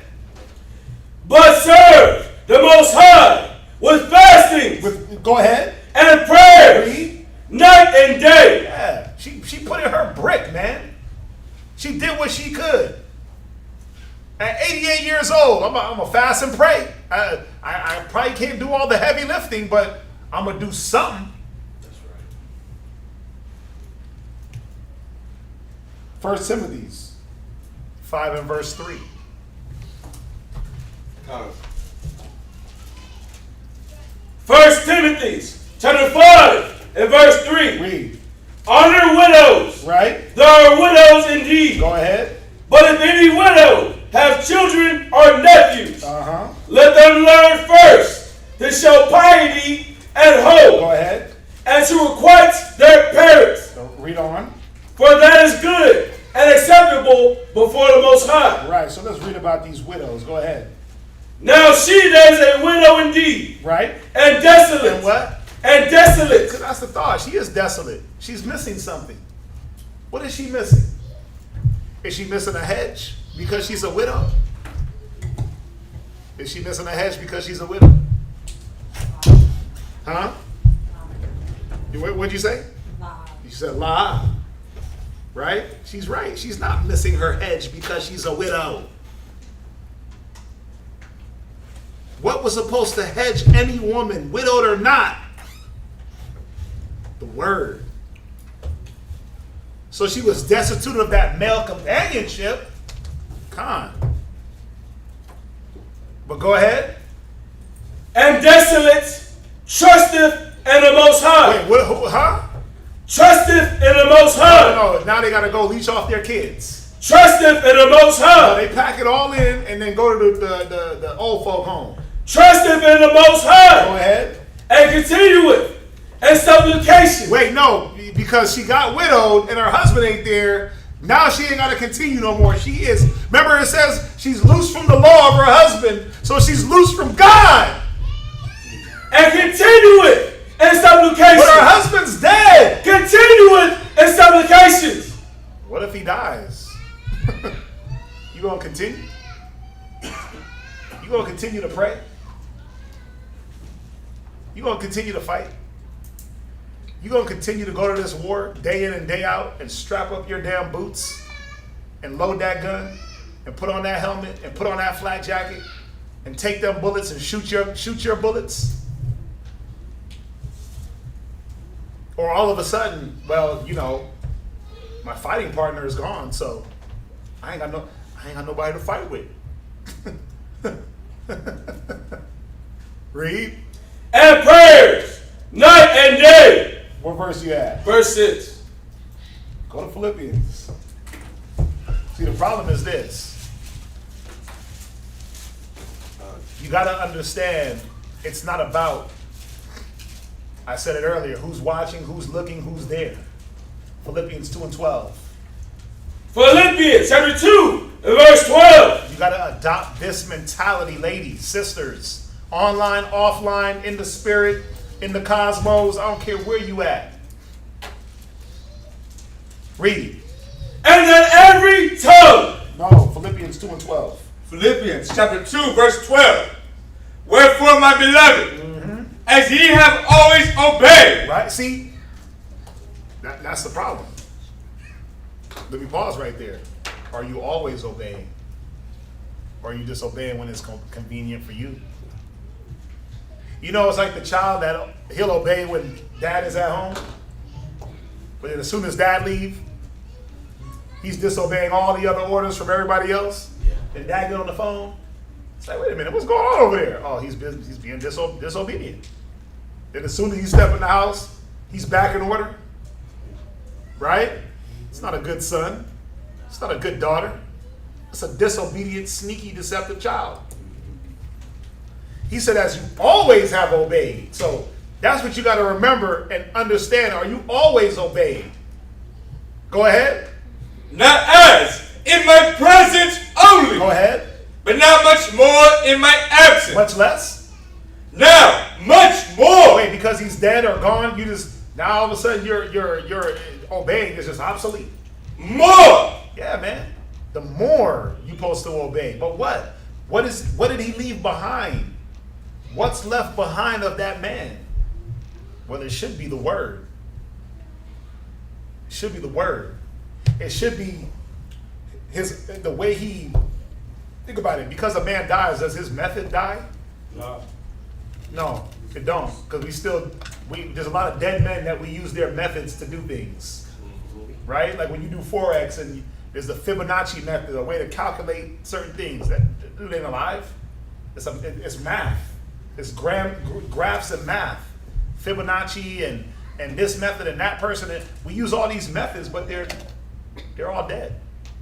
Because a method and the way to do something will never die with that person as long as it's been taught to the next person.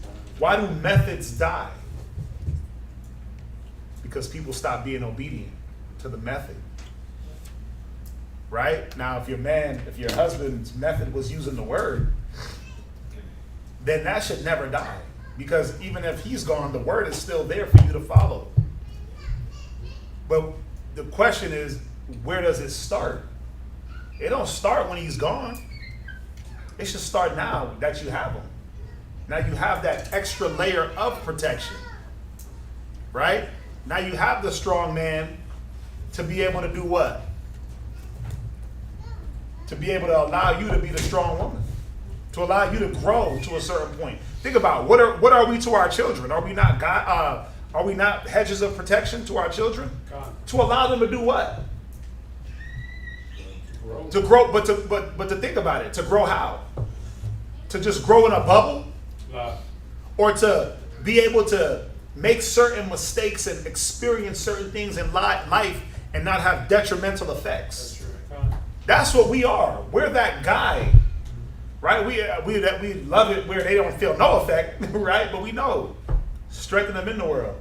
I pray you take them not out of the world, but strengthen them in the world, right? So we're there for them to be able to experience little things in life that we know that we can bring them back from if it's bad, and we can guide them if it's good. It won't have some effect where they're just lost in the outer space. That's what a husband is to a wife. That's what he should be. He should be an anchor, yes, but not the anchor, not the only anchor. You should be doing it for Yahweh Shai, the Most High, your husband, the body, the camp, the nation. Like all those things should come into play. Why you here, sis? Oh, because my man said, my husband. I'm just, my husband, he crazy. He likes to try new things, so I be trying them with him. Damn, really? So if he just went to the swingers club, you try that too? But that's my point. You would.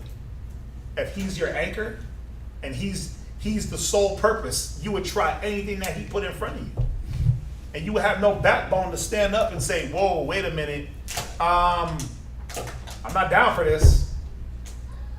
I thought we was doing righteous stuff. Things, boo.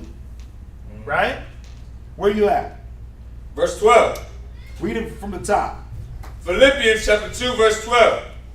Wherefore, my beloved, Right? as ye have always obeyed, Right? not as in my presence only, Uh-huh. but now much more in my absence, Right? work out your own salvation with fear and trembling. Here it goes again. You need to work out your own soul salvation. He can't work it out for you. That's what we got to realize. He can only bring you to a certain point to where now you got to have your own momentum, your own battery. Just like the children, just like brothers. I can't drag this man nowhere. He's a grown-ass man. I can't drag Rock nowhere. He's grown. He can make his own damn decisions. If he decides that he, like, you know what, the Bible and it ain't for me, well, hey, I can only say, you know what, let's reevaluate those thoughts. Right? Let's reevaluate your thinking. And look, remember, look, the scripture, right? Faith, love, the Most High, Christ, the nation, your duty, right? And then he can say, well, F that. And what can I do? Well, you know what, F that too. And I start taking off the garments and ripping off the fringes? Hell no. I got my own damn faith. I got my own convictions. I got to stick to those things. I can't follow him because he's no longer convinced.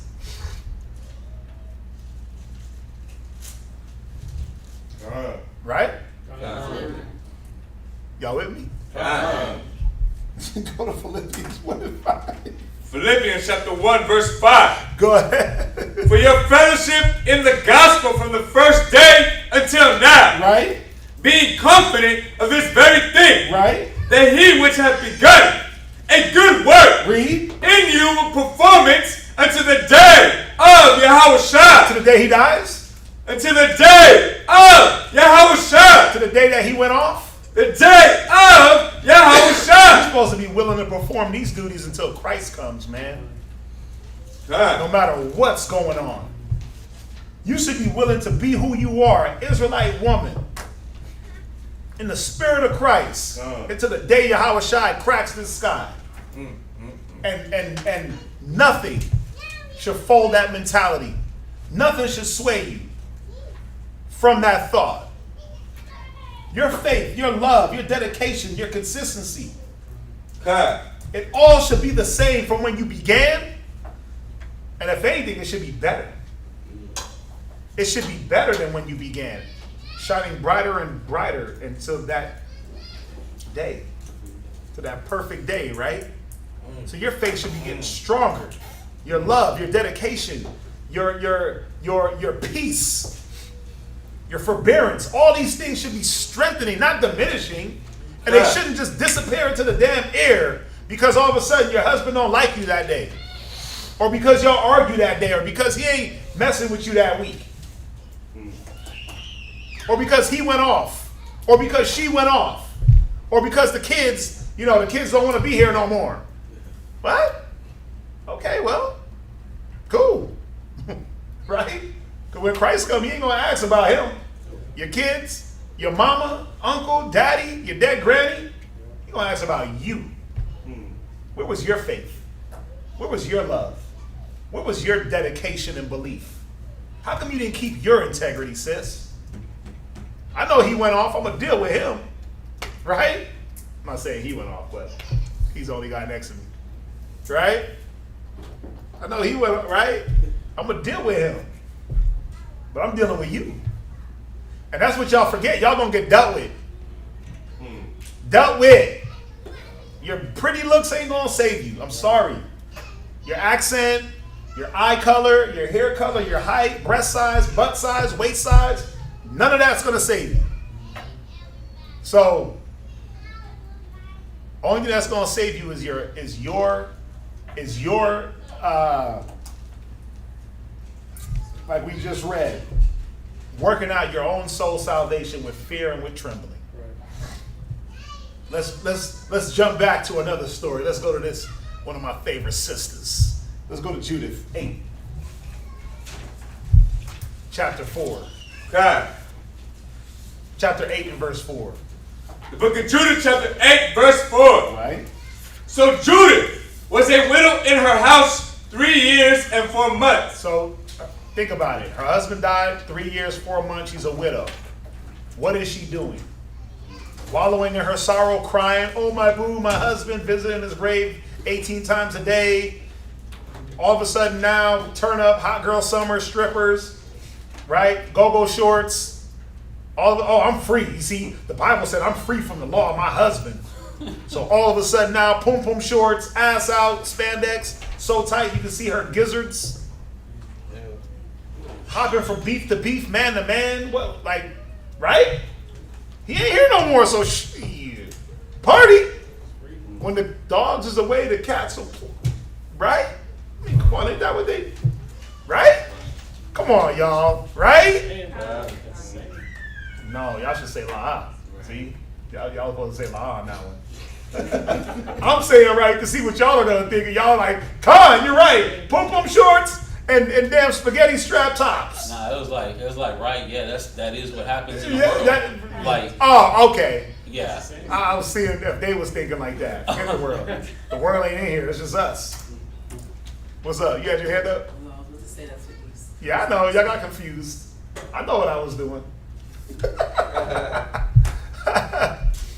I'm messing with y'all. But read. Verse 5. And she made her a tent upon the top of her house. Right. And put on sackcloth upon her loins. Uh-huh. And wear her widow's apparel. No. She doing pum-pum shorts, spaghetti strap, thong bikini so small, it was like there was nothing on. Wear her widow's apparel. She put on sackcloth. Right? She didn't go out in her, oh, you know what, girl? Look, we gonna have a party on this rooftop. Rooftop drinks. She didn't do none of that. Go ahead. Verse 6. And she fasted all the days of her widowhood. No, she lost it eating pints of ice cream. Fasted all the days of her widowhood. Listen, she kept her spirit in check, man. Why? What was the whole point of her fasting? Because that's how you keep your spirit tamed and keep your discipline. That's how she stayed. The point is, she was more disciplined than when she had her husband. Why? Because the strong man is gone. Now she got to be the strong woman. But think about it. If she was a weak woman when he was around, if she wasn't disciplined when he was around, would she be disciplined when he was gone? No. She already had it in her. She just had to tap more into it. She wouldn't have, come on, man. How many times, babe, we gotta hit the gym. Babe, don't buy this. Babe, make sure you eat right. Babe, I'm fat. Okay, well, babe, put down the chocolate, put down this, put down that, put that. You crying over your weight, and your husband's like, babe, look, just do some sit-ups. Babe, just do this. Babe, do this. And you're like, I don't want to do that. And he's like, no, but babe, look, right? That's when he's there. So imagine when he's gone. Oh my God. You just gonna Blow up. Because now you're gonna be in grief because he's gone, eating pints, right? Chocolate dipping sandwiches and fries inside your ice cream and right? Candy and then he ain't gonna be there to put that right. You gonna double, triple meats with the chicken on strips on top, all that. Whataburger, In-N-Out every night. Because there's not gonna be nobody there to say, hey, you should cook. Now it's just all fast food. Now the kids is blowing up. Now you blowing up. Now you getting sick. Just think about it. Think about it. Are you disciplined enough to cook for your house every night or the majority of the time without your husband looking at you like with the hungry face like, wonder if he's gonna cook. You already have it set in your mind what you're supposed to be doing as your duties. Because if not, if he's not around to continue to reinforce that, and if you're not able to do it within yourself and be your own battery in your back, then what's going to happen? You're going to get lazy and you're going to slack off. But we read about Judith. We read about the woman at the temple. I'm bringing you here to show you that these women already had these things in them before the loss. Judith was a disciplined woman before she became a widow. She already had her faith before she became widowed. This woman was praying and doing all those things before she became a widow. She didn't just become a widow and all of a sudden now, you know what? I'm going to give my life to prayer. Come on, man. I'm going to give my life to these streets. And whatever man wants to come around and deal with me. I mean, just look at the world, right? Now the world, right? Now y'all say come. God. Right. Go ahead, read. Save the eyes of the Sabbath. Right. And the Sabbath. And the eyes of the new moons. Eves. The eves. Yeah. And the eves of the new moons. It's like it. Jude chapter 8, verse 6. And she fasted all the days of her widowhood, save the eves of the Sabbath, and the Sabbath, and the eves of the new moons, Go ahead. and the new moons, and the feasts and solemn days of the house of Israel. Go ahead. She was also of a goodly countenance. She what? She was also of a goodly countenance. Yeah, she kept her countenance up. What keeps your countenance up? Okay, what brings your countenance down? Fear, hate, contention, arguing, the fear of the battle that goes in your mind of knowing what you should do as opposed to what you want to do. That can ruin a person's countenance. She didn't have those issues. She didn't have I'm not worthy issues. What do I do issues? Man, I'm battling inside because what I want to do is not lining up with what I should be doing. She didn't have those issues because what she should be doing is what she wanted to do, and what she wanted to do is what she should be doing. Go ahead.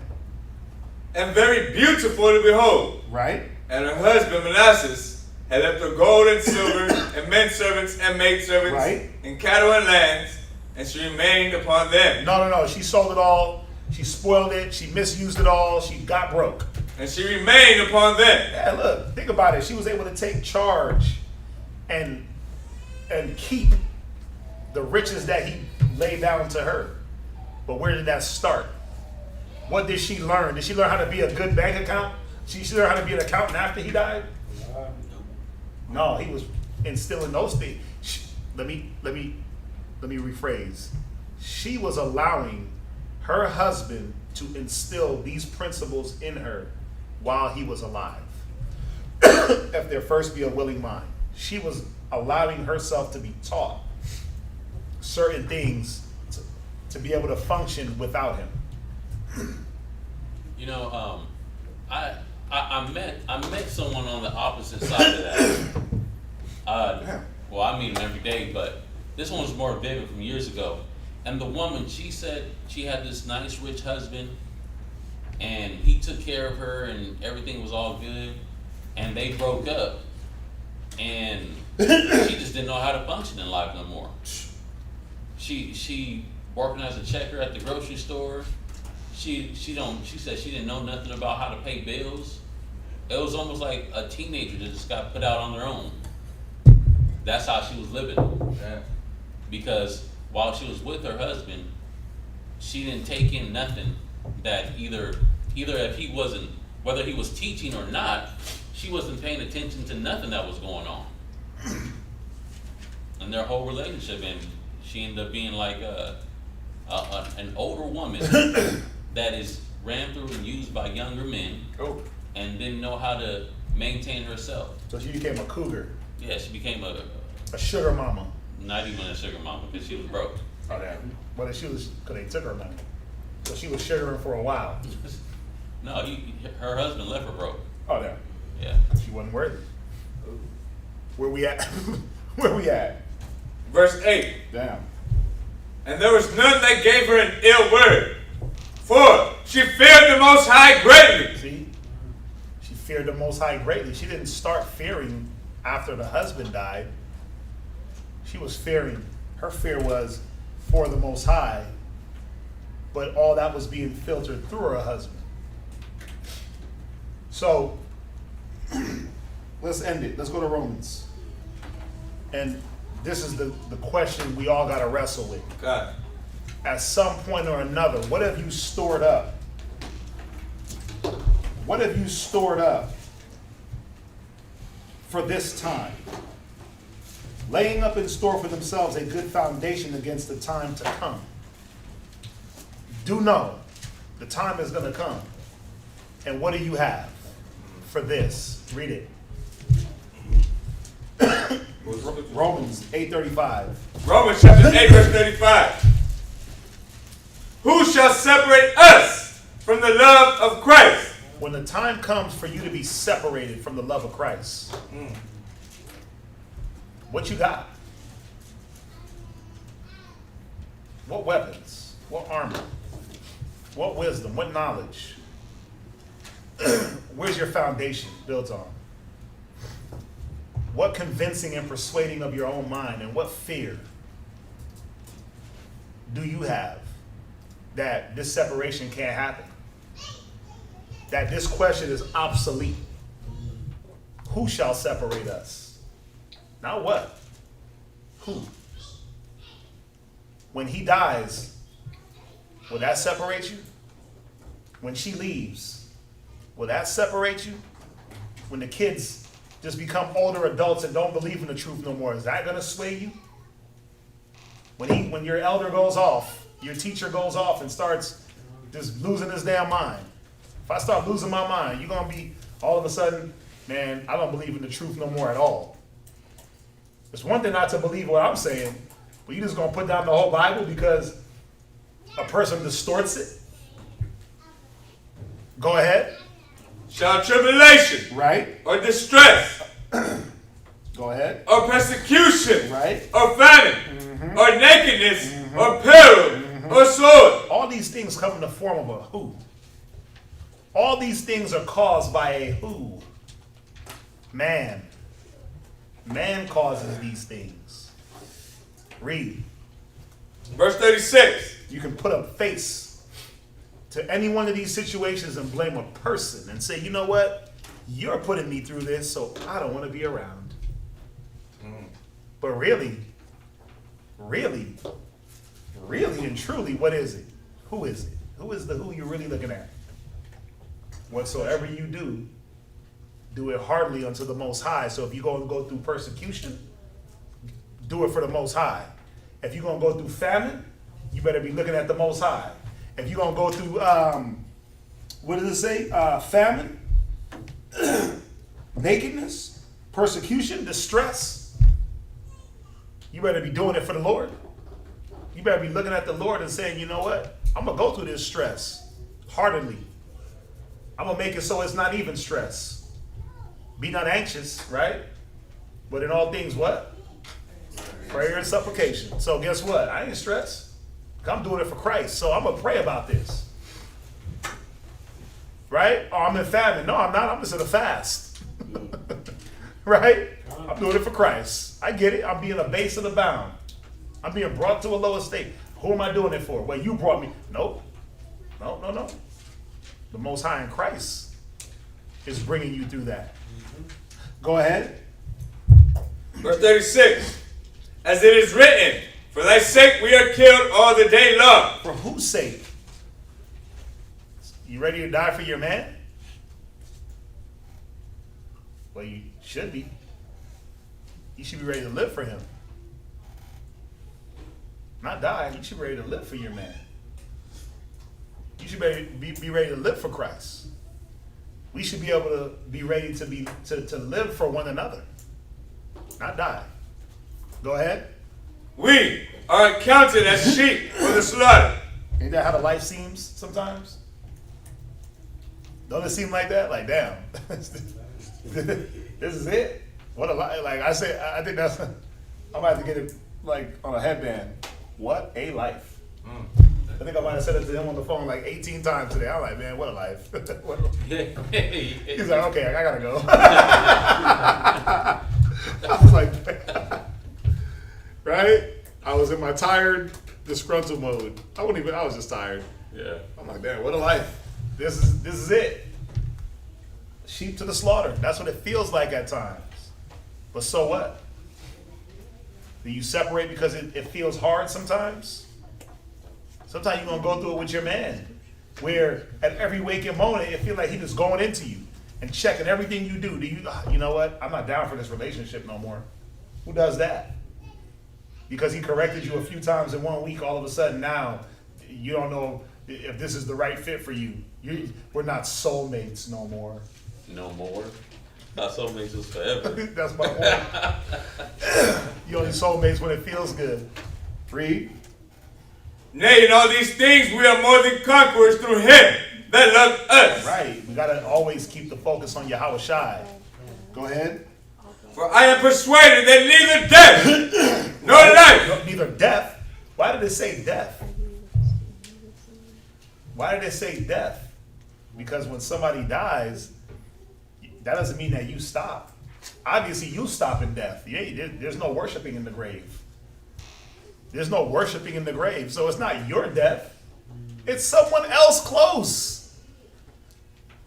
Your kids might die. What you do? God don't love you no more? Most High don't love you no more because one of your kids fell victim? And I'm not wishing death on nobody, by the way. Hell no. But we can't be naive. Right? We can't be naive.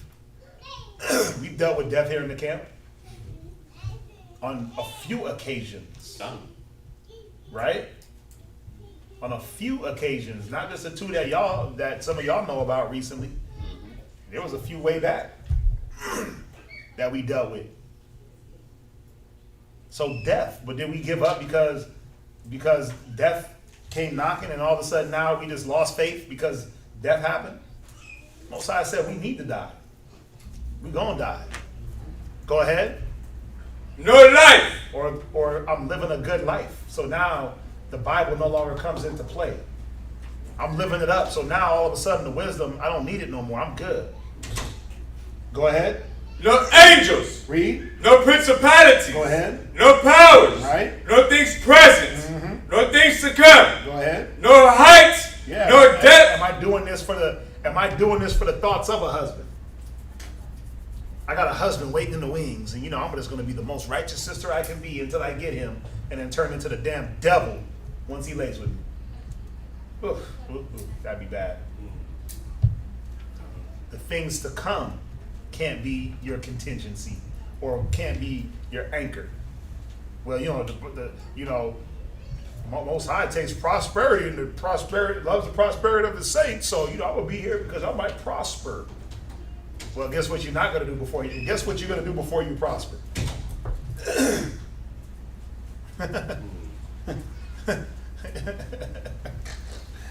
Everything besides prosper.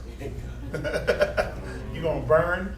You're gonna hurt. You're gonna ache. You're gonna wonder. You're gonna, why, Lord, me? You're gonna go through all that. Ecclesiasticus 2, like a mug. You're gonna doubt. You're gonna fight. You're gonna pain and anguish before that prosperity comes, because that's what wisdom is gonna make you start second questioning your whole life. Before she becomes that beautiful robe, it's gonna be chains and dungeons and discipline and abstinence. Try the soul. All those things are going to happen before prosperity. Go ahead. Nor death, nor any other creature shall be able to separate us from the love of the Most High, which is in Hamashiach, Yahweh Shai. So we're going to end it there, and hopefully you sisters really recalibrate the way you're approaching your life, approaching this life in the truth, and really seeing that, man, I got to fight too. I'm at war too. I got to gird up my loins and build up myself and strengthen myself in this word. The words that my husband are given are to build me for all the times that are set to come, whether he's here or not. All right, so with that, we'll end class. Any questions? All right. What was the first point? What was the first point? Yeah. The first point was You're called to the battle. You're called to battle. I got one. What's that? When we went in Judith, 84, you said when she fasted, Right? is that only for food, or could she fast in other different ways, like she fasted from? More than likely, when it just says she fasted, she didn't eat no food or no water. Yeah. Well, what were you thinking? Maybe when she fasted from being with other men. Well, when you read the story, Sex or whatever. yeah, when you read the story, after she killed Holofernes, men tried to come and marry her. She didn't marry nobody. She stayed a widow. So she didn't have no man after Manasseh. He died. She stayed a widow. She killed Holofernes, and then it said men came to try to wife her up, and she stayed a widow. So yeah, no intercourse for her. Yep. Yes, sir. Anything else? It's dark. Okay. All right. Well, we thank everybody for joining us online. Hopefully, you learned something. We will conclude class. They'll be live in Virginia on Friday. So with that, let's say shalom. Shalom. Chilling up in the kingdom, chilling with Yahweh Shai and all the